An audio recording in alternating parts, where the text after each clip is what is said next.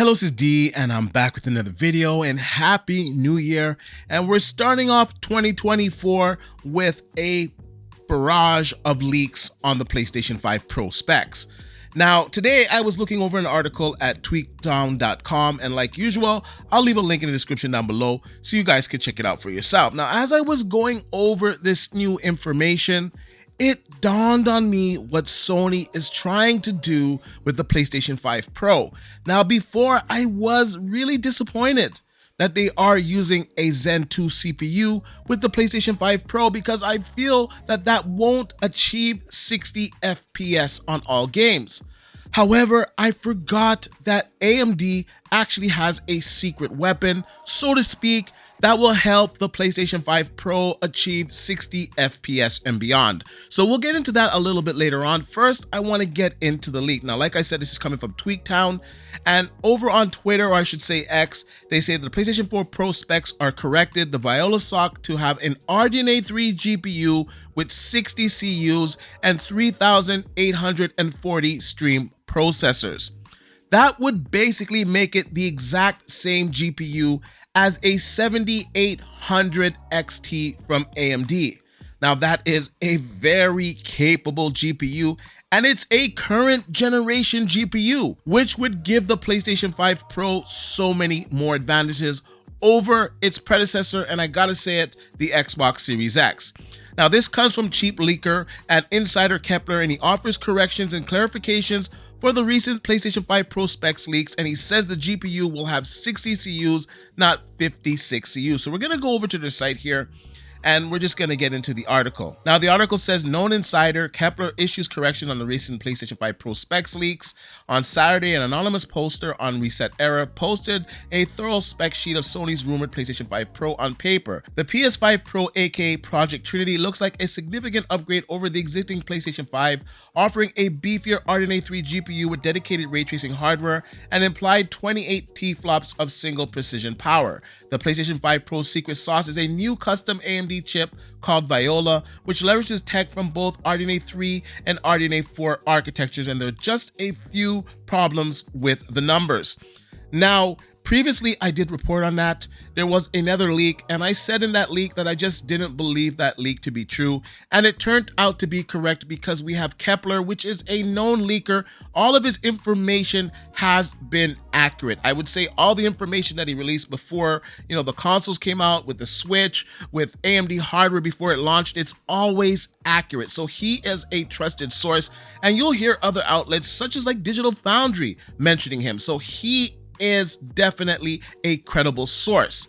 Now, he goes on to say that he found some discrepancies with the PlayStation 5 Pro spec sheet, and he knows that the Pro will use 60 CUs out of 64 CUs available.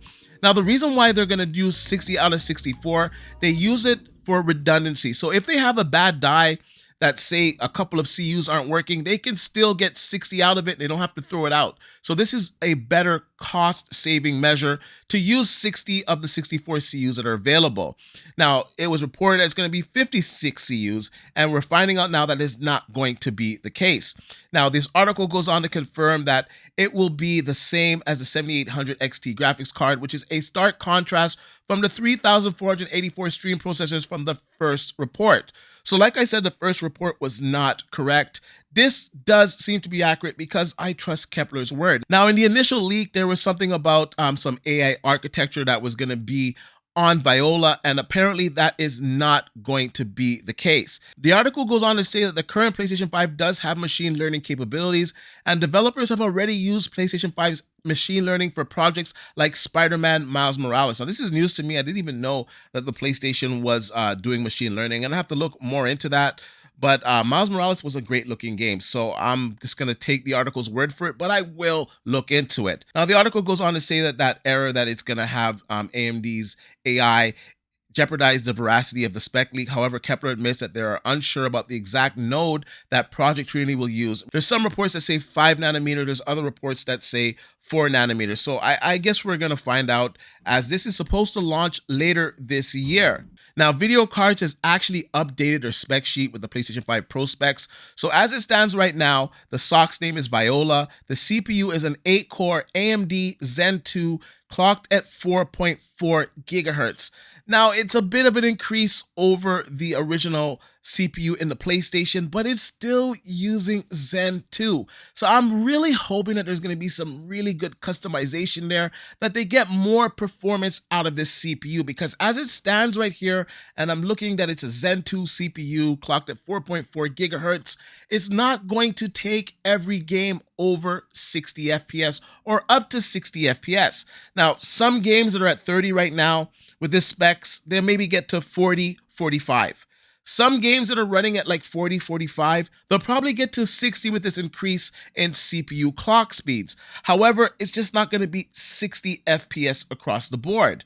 Now, the RAM is going to be 16 gigabytes of GDDR6, which is a pretty good bandwidth. Now, I'm going to get back to the CPU.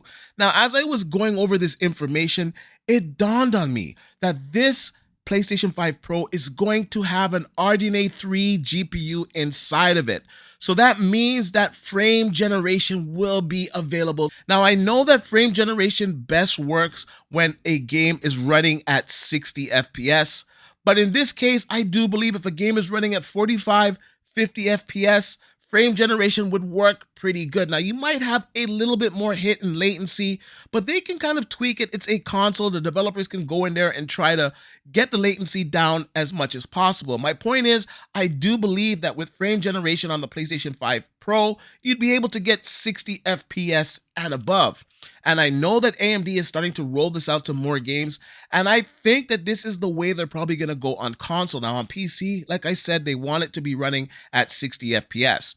Now, I know Digital Foundry has done some tests running a game at like 40, 45 FPS, and then turning frame generation on from AMD, and it worked quite good. There was a little bit of hit to latency, but I think that's a small price to pay for having over 60 FPS. And let's just be honest, we're on console here, and the console, it's not going to be as quick and as responsive as a PC. So I think that little hit to latency, I don't think it's so bad in this situation, seeing that most games will get over to 60 FPS with this method. So this is what I think that Sony's probably going to do if the specs are correct on the CPU. I think they're going to utilize a lot of frame generation to get their games running at 60 FPS and above. I think some games are probably going to run maybe at 80 FPS unlocked. I think that the power is pretty good in the PlayStation 5 Pro from the Rumours specs that we've seen so far. I do hope for more information in the future on the CPU. Like I said, it's a Zen 2 CPU. Yes, it's clocked at 4.4 gigahertz, but without major, I should say, customizations to that CPU, I just don't see it bringing all their games up to 60 FPS. Now with frame generation, I think they can get it done with games that are running at 45 to 50 FPS. So what does this mean for the gamer? What type of graphics can we expect with these new PlayStation 5 Pro rumored specs? Now, like I said, the CPU will bring some games up to 60 FPS. Some other games, it'll bring it up to like 40, 45 FPS unlocked. The resolution will definitely be higher with this beefier GPU. I would say a lot of games will be able to run at a native 4K resolution with at least high settings. I think some other games will be able to run with max settings at 4K. And once again, with frame generation being enabled, some of these games will achieve 60 FPS. Now, I think some of the other games like Spider-Man. Now, Spider-Man has a 60 FPS mode. It has an unlocked mode. Now, with a PlayStation 5 Pro and with the GPU being a 7800 XT inside of it, that game could achieve up to 120 FPS. Let's say the quality mode, that's at 30 FPS with ray tracing. That perhaps could get up to 60 FPS or closer because they're going to have a host of better features. The ray tracing cost is just not going to be as high on the PlayStation 5 Pro using a 7800 XT. So it's going to be very interesting, but the specs are looking good. Like I said, the only thing that I would like to see improve is the CPU, but we don't know a lot about it yet. We don't know what type of customization might be had on these CPUs inside the PlayStation 5 Pro.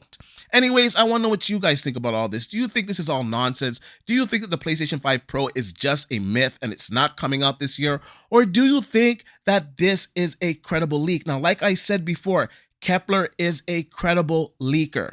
and he has come out and corrected the specifications, and he's actually come out and said the things that he doesn't know, that he's not quite sure about, such as if it's going to be on N4P or if it's going to use some other method or some other node. So he is giving the information that is known. He has a great track record, and I gotta say, we're hearing reports that most developers, a lot of developers, have these PlayStation 5 Pro kits now, and that's how we're getting some of this information. And Sony, in a previous report, I believe TheVerge.com reported on this, that they were anticipating for leaks to come out because, of course, they were sending these out to developers. And of course, Tom Warren, he's a credible journalist. I do take what he says seriously. And when he's reporting on this, I gotta say, where there's smoke, there is fire. Anyways, I want to know what you guys think. So let me know in the comment section down below. And like I usually say, please like, share, and subscribe to the channel. And I'll see you guys on the next one.